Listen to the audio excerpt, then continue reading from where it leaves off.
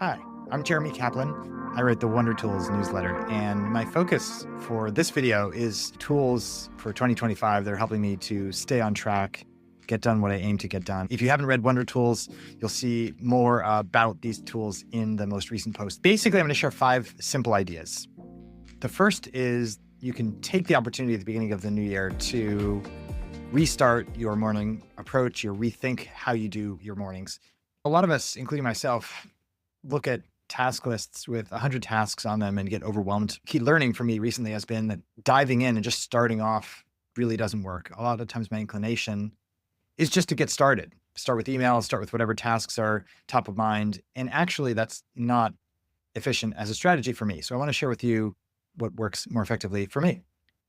Starting with a planning session. So taking 10, 15 minutes in the morning or the night before, thinking about what are the 3 big things I need to get done? What are the 3 big areas of focus, 3 big projects? And what are the 3 specific tasks I can actually focus on in the time I have allotted the next day? What matters most is really the key issue. And going from 10 or 15 or 20 things to 3 really forces me to prioritize and to ensure that I can get done something that's really important. The next thing is planning, actually. So putting those things on the calendar. That's what time boxing is about, which I wrote about last week. It's about deciding what goes when. So when are you going to do the things you're going to do? How long are they going to take, which requires some time estimation, and putting them actually on the calendar so that you can focus just on one thing at a time. The third part of this toolkit in terms of the framework is to practice actually deep focus while you're doing those tasks, doing only one thing, and then reflecting at the end of the day on what's actually working. So putting these 3 things together, it's basically about prioritization. So preparing, laying out the key tasks that you're actually going to do and blocking out the other ones. Oftentimes I like the framework, eat the frog, doing the biggest, most challenging thing first when I have my full focused attention, usually in the morning, then planning out actually when those things are going to happen on the day. You can start with just planning a part of the day, not the entire day. So just a morning, for example, and then following through with that practice throughout the day. The tools I use for this are very simple ones. Apple Reminders is great. Google Tasks, if you're on the Google platform, they're free, they're easy to use, and they do almost anything you can need them to do as a basic task manager. You can use them on mobile devices. You can use them on multiple devices. You can use them to send material from other apps into your task list. Sansama is the more advanced tool that I do use. This is a tool I've really enjoyed using because it's my headquarters for planning the day. You can do this on paper. You can do this in simpler ways, but here's what I like about Sansama. You start with the daily planning mode. So what do you actually want to get done today? And these are the top key priorities you have. And then you can pull them in. If you have task lists that you're using from Trello or Asana or Todoist or some other app, you can pull them in. And then you could put them on the calendar. So this is the time boxing part. So you can actually drag them directly onto calendar. You have an estimate of how long they're going to take. Later on, you can actually see how you're doing. You can analyze that.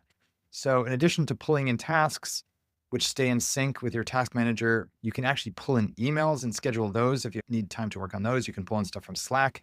You can sync your calendar. So when you add things on Sansama, it gets added to your calendar too. And then you can make it look the way you want. You can try it for free. It's pretty easy to get started with. It's not a free tool though. So you'll have to pay for a subscription if it ends up being useful for you. You can also do something completely free and much simpler, which is use a paper roadmap. Some days I don't want to be planning on the screen.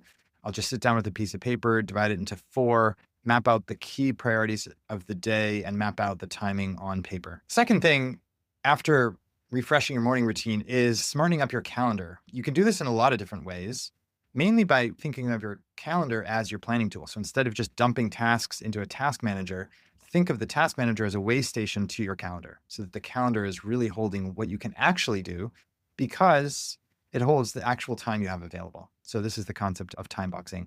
There are a lot of new tools that are interesting for calendar management. Vimcal, Akiflow, Motion, Fantastical are all really good. So you can use natural language and say, I want to meet Pat at noon on Thursday to do this project, and we're going to meet at this place. You can just use that natural language and it's on your calendar automatically, as opposed to using an old school tool like Outlook or Google Calendar, where you have to do more of that manually. Notion Calendar also is an interesting tool if you're in the Notion ecosystem. I also mentioned Superhuman here, which is my email tool. because it's really helpful at now scheduling things from within an email. So if you get an invite, if you get a message that mentions a particular time, or if you need to invite someone else, you can connect now your calendar with your email by using Superhuman, which works really well. The key takeaway, regardless of which tool you use, even if you stick to the simplest possible calendar tool, or even if you use a paper calendar, is to box your time, meaning allocate the tasks onto the calendar in particular time boxes. That ensures that you're not aiming to do 500 things if you actually only have time for 5. And then track your time. See how much time you're actually spending on things so you know the next time you're planning to how long you can expect to spend on particular tasks.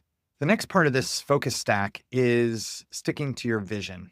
So once you have the plan, your alert brain, your smart brain in the morning or the night before has planned out this day.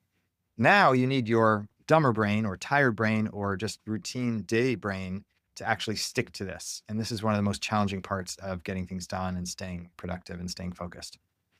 One key is deciding once. So rather than deciding throughout the day what you're going to be doing, you decide once and you lay out the plan, and then you just execute on that plan. You can use a method like Pomodoro timing, where you set a 25-minute timer and you do a sprint. You do one core thing for those 25 minutes, and then take a couple minutes to relax, let your brain recharge, get some fresh air, look out the window, do all of those things. You can also use an old school sand timer. I have one on my desk. You can use a very simple sand timer instead of a digital timer to keep you on track and to keep your eye focused on the time you have remaining for that particular task. I like using focus music. I use Headspace and Calm, which have never-ending supplies of concentration music without lyrics. You can use other tools like Coffeetivity. There's a lot of different tools that allow you to listen to sounds that are ambient sounds of nature or of a cafe to keep you on track and help you block out whatever might otherwise distract you in terms of sounds in your environment. I also have been doing something brand new this year, which is measuring focus. I'm using a pair of new Neurable MW75 headphones, and they are basically measuring my focus.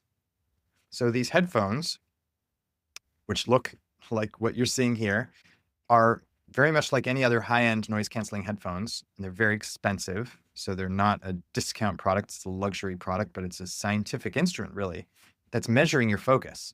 It's measuring your brainwaves, much like an EEG machine would, but without all of those cords around your head. And it's giving you a score. It's kind of telling you when you're at your best, helping you understand when you're at your best, and also giving you alerts when it's time to take a break, which is one of the really important values it offers. So when you're diminishing your focus, time to take a stretch break, time to take a walking break, time to switch focus to something simpler for a bit. And this Neurable set of headphones, which is brand new, has been really useful for me, and I do recommend them. Next up, experiment with some new tools. So here's some of the tools I really am enjoying and finding useful for my own focus. One is this simple timer. I've recommended this before. It just sits on my desk. It basically just tells me how much time I have left for a task, and I can flip it to a different side to switch to a 5-minute interval for something else or 20-minute interval. I find that having the timer going and being able to see it is a reminder that I want to give devoted attention to this task, but for a limited time. Next one is my Oura Ring. This is just a way to keep track of my resilience and how much I've slept, how much fitness I've done. And I find that all of those things are connected with focus. And I love being able to do that without a screen. I found that Oura is the best way for me to do that. I'm also testing a new pendant. This is called a limitless pendant. And this basically allows me to share memos, share ideas with myself, remind myself of things without having to pull up a screen. It's just in early testing, so it's not really working super well yet, but I'm optimistic about the idea of being able to just remind myself of things, make notes without a screen, just having this pendant to keep track of some thoughts that I want to remember later. Wakeout is another tool I use almost every day when I'm working out. I just pull up on my phone the Wakeout app and set a 1-minute or 3-minute or 5-minute break, basically getting stretching, getting exercise, even in my office here, standing at my desk or at home in my apartment. I find it just a good way to keep exercise happening in little tiny bites throughout the day if I don't have time for a full workout.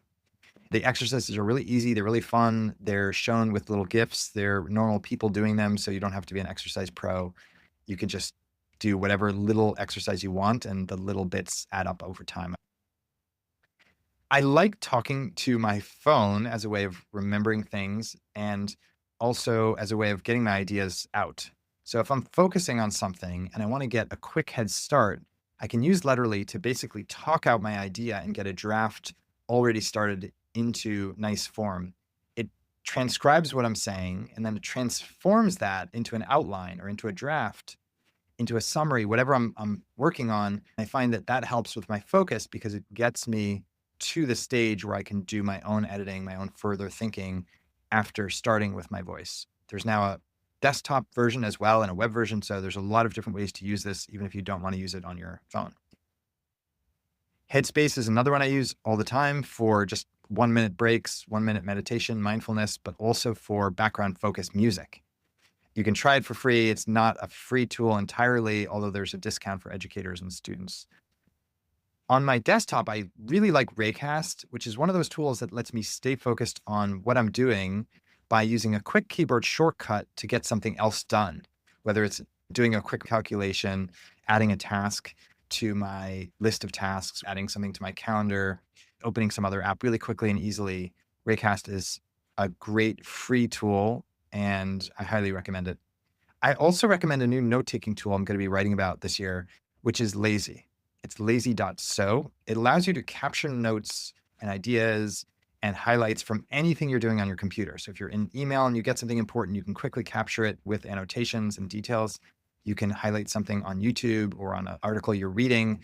It's really easy to pull it up and take a note. It's a smarter, quicker, faster way to grab notes. It's become one of my key note-taking tools.